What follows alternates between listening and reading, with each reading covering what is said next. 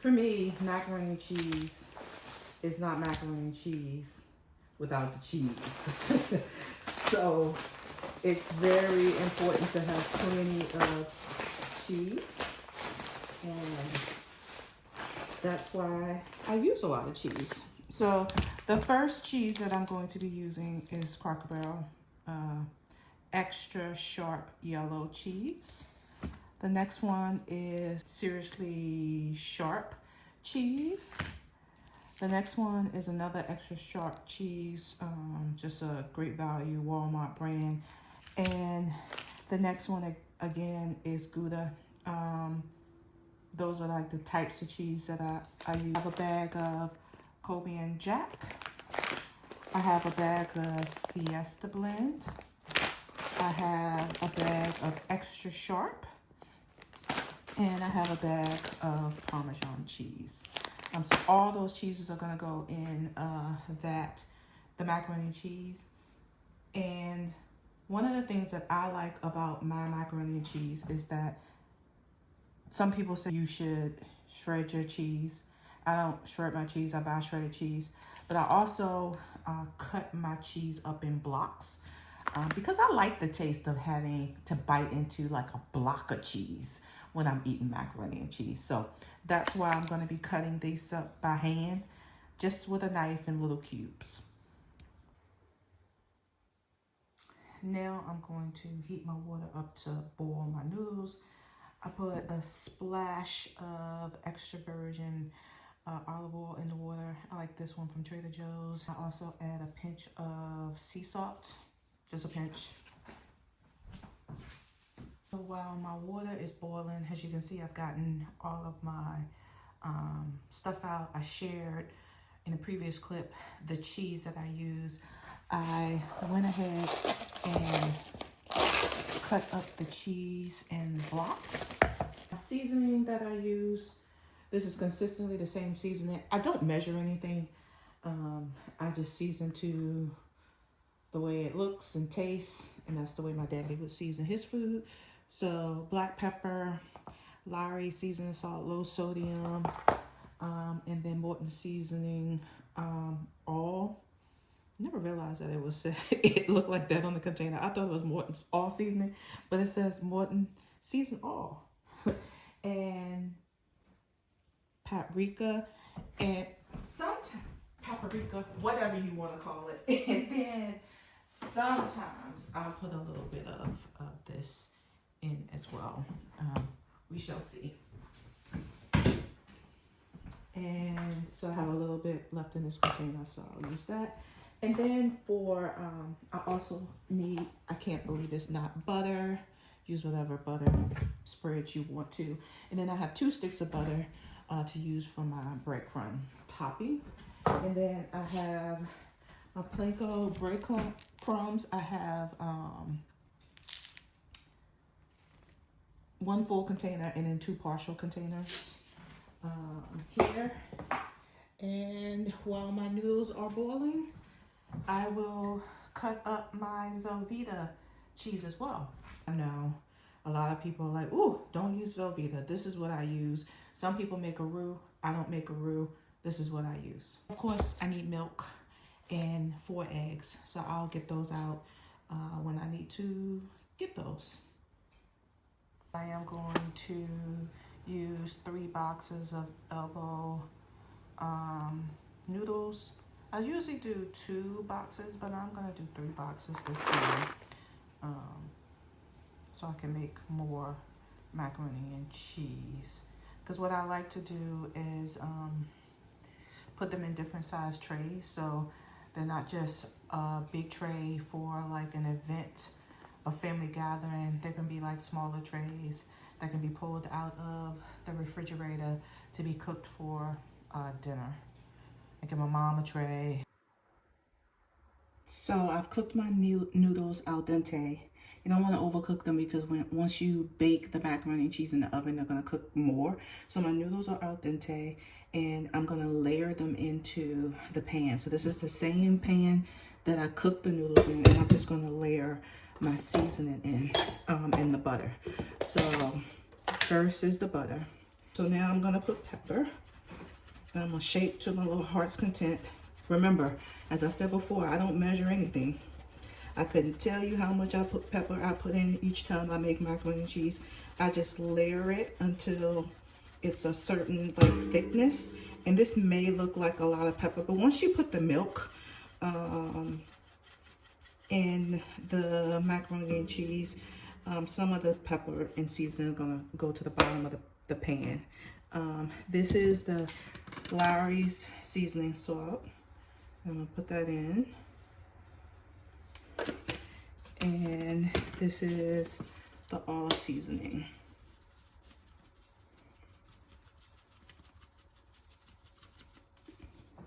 When I layer in, I'm gonna stir because I want the butter to melt as well. So I'm stirring. And now I am going to layer in some more noodles. Pepper.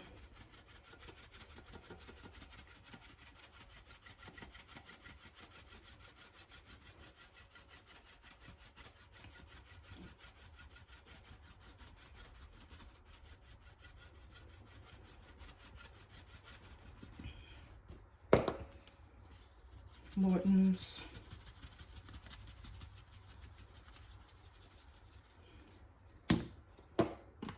And then Lawry's.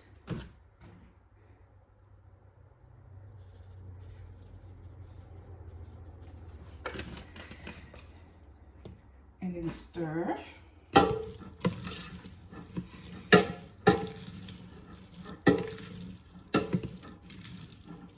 And at this point, I'm going to put some more butter in. So, can't believe it's not butter.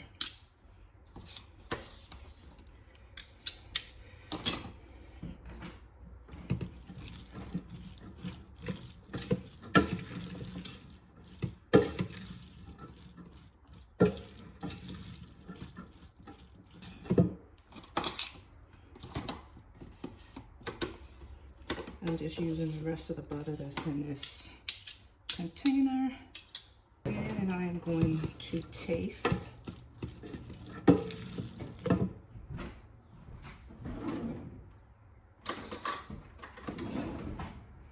A few of the noodles from a seasoning perspective. I'm gonna use a little bit of the nature seasoning. Not a lot. And then a little paprika for like a little color.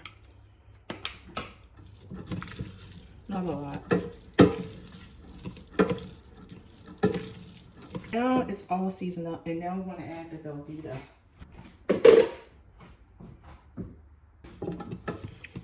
And now you're gonna stir in the Velveeta in the macaroni and cheese.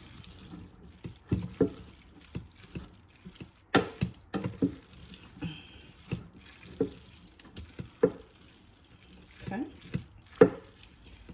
And now I am going to crack 4 eggs. I have cracked my 4 eggs, mixing them together. But I'm not going to add the eggs directly to the macaroni and cheese because that Velveeta cheese is hot. And I'm always paranoid about eggs cooking when they're not supposed to be cooking. So what I'm going to do is I am going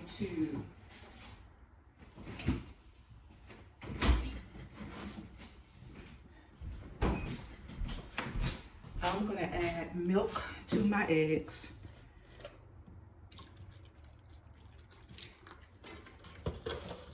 And stir that up. But I'm also going to add milk to my noodles and Velveeta just to like cool it off and make sure that it's not going to cook the eggs. So, and I'm using 2% milk. You can use whatever milk your heart desires. But I'm using 2%. Add add a little bit more milk because I can still see the steam coming out. It's not as cool as I would like it to be just yet. A little bit more milk. I usually end up using the whole gallon of milk, and I will likely do that. I just kind of measure it by what the mixture looks like. So now that I got the milk in the noodles, I'm gonna go ahead and add the 4 eggs. Then I added some milk to that as well. And I am stirring that in. And now I'm gonna add the cheese. So this was the block cheese that I showed in the earlier part of the clip, and it's all cut up, and I'm just dumping it in because, like I said, I like to bite into macaroni and cheese and bite into a chunk of cheese, so I don't shred my cheese.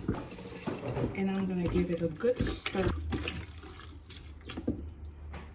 And now I'm gonna add my shredded cheese. So this is the Parmesan. I'm gonna use this whole bag because it's a little bag.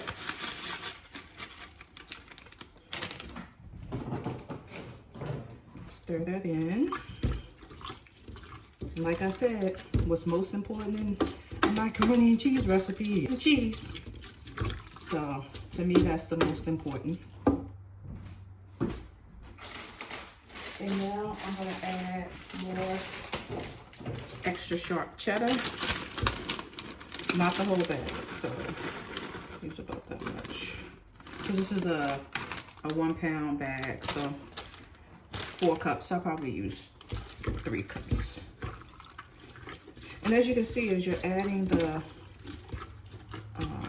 cheese, it's starting to get thick, meaning like it needs more milk. There's another 4 cup or 1 pound bag of Kobe Jack.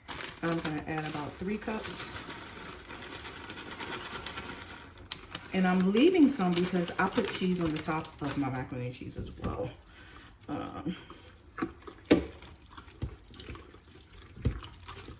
So that's in there. And then what I'm gonna do is go ahead and add some more milk.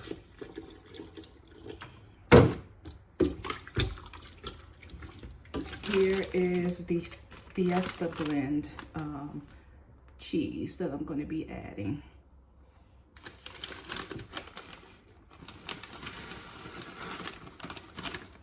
Again, about 3 cups. Now, this amount of macaroni and cheese is going to make several trays, which is good. That's what I want. Now I'm gonna put the macaroni cheese in the trays and likely add the rest of the milk once they're in the trays. Here is the macaroni and cheese, 4 trays, 1 big, 2 medium, and 1 smaller version. And then this one is the one that I'm gonna set aside to cook either tonight or tomorrow, because I always like to taste my macaroni and cheese before I share it with family and friends. Although doesn't matter if it doesn't taste good or not because it's going to be served. But it generally comes out nice. Now what I'm going to do now is not finished. It's almost finished. What I'm going to do now is add seasoning to the top of each tray, because like I said before, when you add the milk, I feel like the milk makes the seasoning settle to the bottom of the pan. So I'm gonna add milk. I'm also gonna put cheese on the top, and then I'm also shredded cheese, the remaining that I left in the packages. I'm also gonna add breadcrumbs as well. So I'm gonna mix 1 container of breadcrumbs to 1 stick of butter and spread that on top. I know everyone doesn't like it. I saw it online. I decided to try it. I like it. That's how I make my macaroni and cheese now. But that is not something that you have to do. I have added these 4 seasonings to the top of my macaroni and cheese trays. So here it is. I've added them. And now I'm going to add the cheese. So now the cheese has been added to the top of all the trays. And the last thing I need to do is add the breadcrumbs to the trays, which is going to be 1 stick of butter per one container of breadcrumbs. I may be able to have enough breadcrumbs to spread on the top of all trays, but I'll play it by ear. Here are my breadcrumbs in a bowl, and now I'm taking that 1 stick of butter melted and pouring it inside the breadcrumbs, and I'm going to mix that all together. So here are the breadcrumbs and butter all mixed together in a bowl, and now I'm going to add them to the top of the trays of the macaroni and cheese. Now the trays have the breadcrumbs on top.